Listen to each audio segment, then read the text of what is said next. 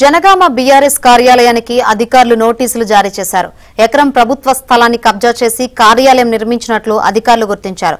జనగామ జిల్లా బీఆర్ఎస్ అధ్యక్ష పదవి ఖాళీగా ఉండడంతో బీఆర్ఎస్ ఎమ్మెల్యే పల్లా రాజేశ్వరరెడ్డి కార్యాలయ సిబ్బందికి నోటీసులు అందించారు. నిర్ణీత గడువులోగా సమాధానం ఇవ్వాలంటూ నోటీసుల్లో పేర్కొన్నారు.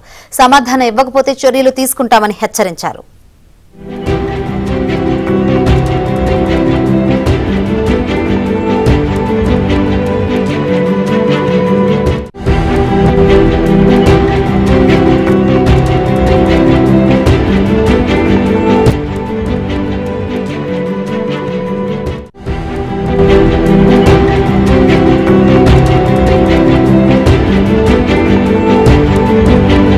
ప్రభుత్వ స్థలాన్ని కబ్జా చేసి కార్యాలయం నిర్మించినట్లు అధికారులు గుర్తించారు.